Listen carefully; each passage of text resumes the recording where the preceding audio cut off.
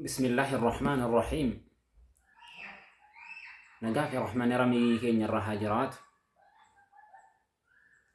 أجرت أنسي أبليوان كياف همسان كبا رسول عليه الصلاة والسلام أكجد كرا يهودا في نصارى ديمو راف ديما أمنكية هنگا سلا بالين تيا والكتاتو هنگا سنة تتكتافتني وصولي في ويهودا في نصارى فرنجين كن بولو وكل اللي سينا نتأي اسن جلا هنوما سين تنجا سبحان الله.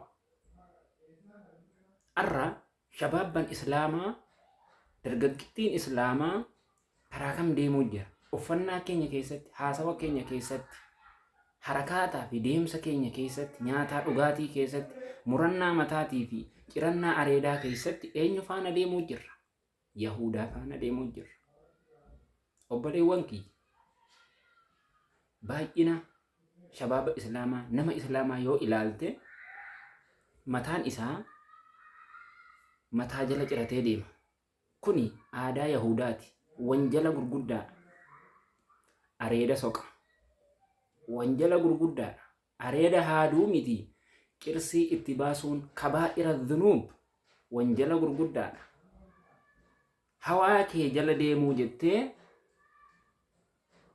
kuni humaan qabu hin jedhin bareedina hin jedhin fedhii kee jala hin deemin namni Yahudaa fi Nasaaraa jala deemuun akka qalbiin kee kara islaaminaa deebi'uuf namni rabbiin siif bane kitaaba kana dubbisi.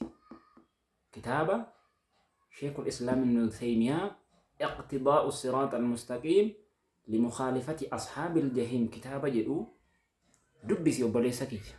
Si fayyada. Ansi gorsuu osoo hin taane gara kitaaba ulamaa ittiin si qajeelchuu jira. Kitaaba kana keessatti yoonii fi kan dubbistu taate dawaa gurguddaa sii qaba.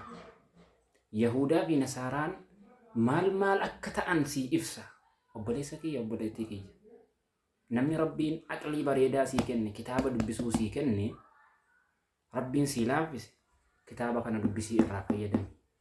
Assalaamu alaikum.